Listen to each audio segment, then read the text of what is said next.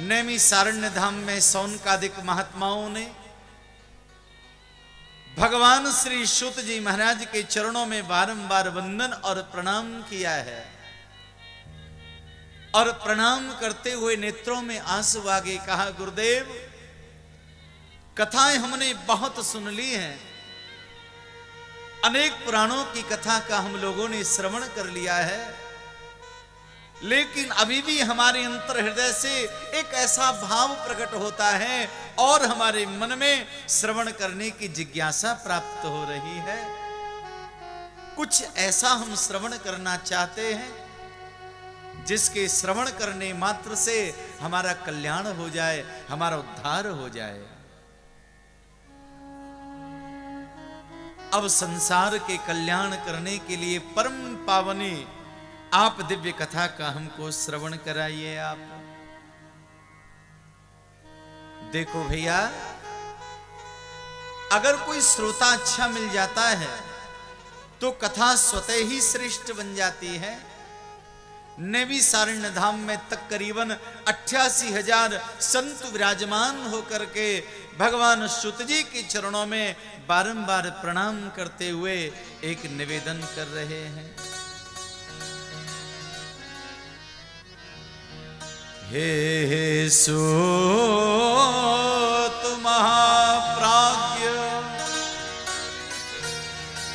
सर्व सिद्धांत पिता प्रभो, आख्याहि में कथा सारम पुराणानां विशेषतः।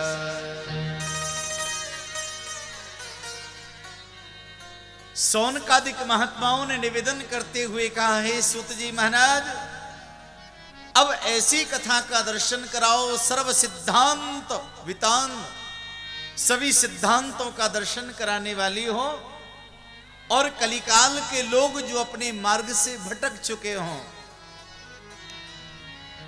जीवन बीता जा रहा है, कैसे जीवन जिया जाए, जो लोग नहीं जानते हैं, बुढ़ापा आ गया, मृत्यु के समीप में है और जीवन जीने की कला नहीं आई, ऐसे लोगों के लिए जो मार्ग दिखाने वाला है।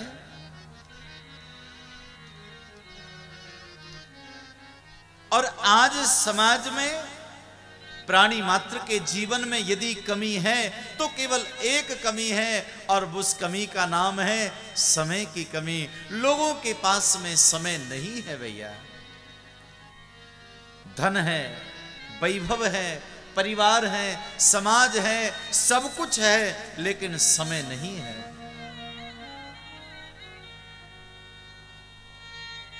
और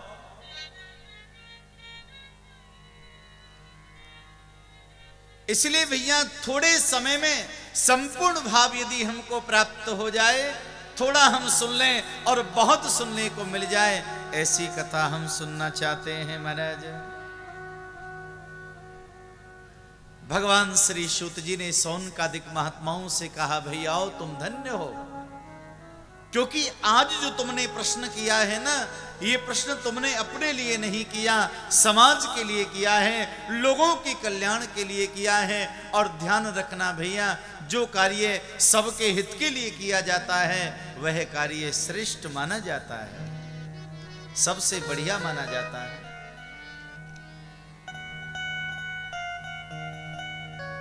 और सौनकादिक महात्माओं की बात सुनकर के भगवान श्री सूत जी ने कहा, कलिकाल के लोगों के लिए कौन सी कथा श्रेष्ठ है, क्योंकि कलिकाल का जो प्राणी है काल के मुख में बैठा हुआ है महाराज, और काल अपना मुख बंद कब कर ले पता नहीं चलता है। सुरक्षित कब तक है? जब तक काल का मुख खुला हुआ है, और जैसे ही काल अपने मुख को बंद कर देता है तो प्राणी मात्र की जीवन लीला समाप्त हो जाती है। तो कलिकाल के लोगों के उद्धार के लिए तो केवल एक ही कथा श्रेष्ठ है, और वो कौन सी है? काल व्याल महात्रास विघ्नं कर उत्तमं शिवं पुराणं परमं शिवेनोक्तं पुरामुने। कलिकाल के लोगों के उद्धार के लिए केवल एक कथा श्रेष्ठ है, और भैया उस कथा का नाम है शैवम पुराणम, माने शिव पुराण की कथा। जो एक बार श्रवण कर लेगा उसका जीवन धन्य हो जाएगा, क्योंकि ये कथा साधारण कथा नहीं है भैया। सबसे पहले इस कथा को भगवान शिवजी बाबा ने अपने सबसे प्रिय गण, जिस पर भगवान शिव सवारी करते हैं, जिसका नाम है नंदीश्वर, तो सबसे प्रथम भगवान शिव जी ने इस कथा को नंदीश्वर को श्रवण कराया। और नंदीश्वर ने उस कथा को सनत कुमारों को श्रवण कराया। सनत कुमार ने देवर्षि नारद को श्रवण कराया। नारद जी ने पूज्य व्यास जी को श्रवण कराया, और व्यास जी ने श्री सूत जी महाराज को, और सूत जी सौनकादिक महात्माओं को, और वही कथा हम आप तक चल कर के आ रही है महाराज।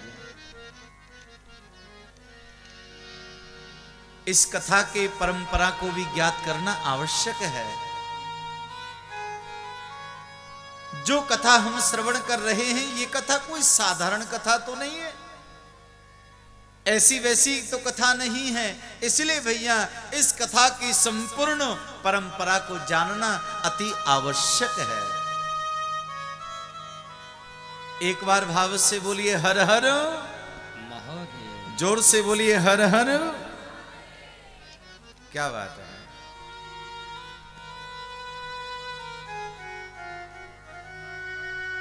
भगवान श्री सूत जी ने कहा कि भैया और कथा तो श्रवण करने को जल्दी से मिल भी जाती हैं, लेकिन शिव कथा जो है ये बहुत दुर्लभ है, ये जल्दी से सुनने को प्राप्त नहीं हो जाती महाराज। वक्ता को और श्रोता को शिव समान होना पड़ता है। शिव जी की कथा श्रवण कराना भी कोई सहज नहीं है, और कथा श्रवण करना भी सहज नहीं है भैया।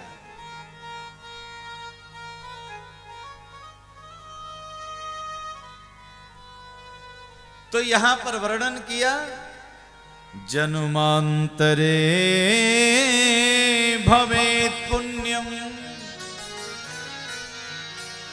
महमद्य सुधीमतः।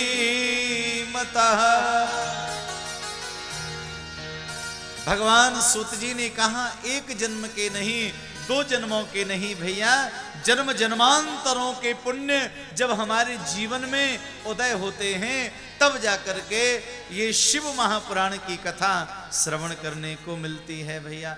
एक जन्म के नहीं, 2 जन्मों के नहीं, जन्म जन्मांतरों के पुण्यों का जब संग्रह होता है, तब जाकर के कथा सुनने को मिलती है।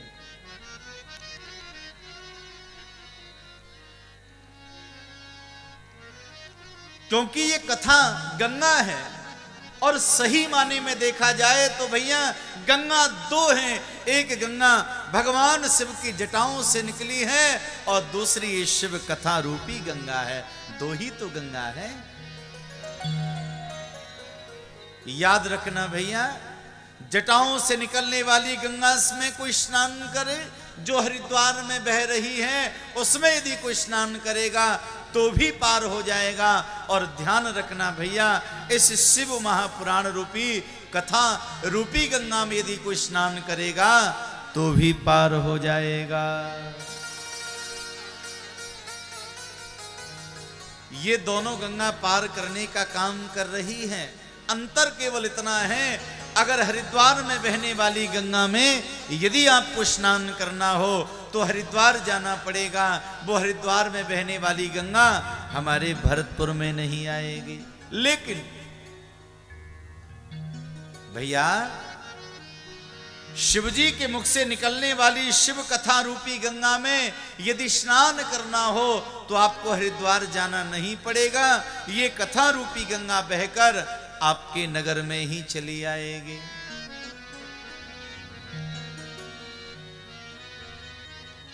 और भैया भक्त का भाव जब प्रकट होता है तो भगवान स्वयं कृपा करते हैं। और याद रखना भोले बाबा जब अपने भक्त पर रीझ जाते हैं तो प्रसन्न होकर के सबसे प्रथम भगवान क्या देखते हैं प्रसाद में? कथा। सबसे बहुमूल्य यदि कोई है तो प्रसाद है। और प्रसाद सबसे बढ़िया कौन सा? बोले भैया कथा प्रसाद। कथा का प्रसाद सबसे बढ़िया है।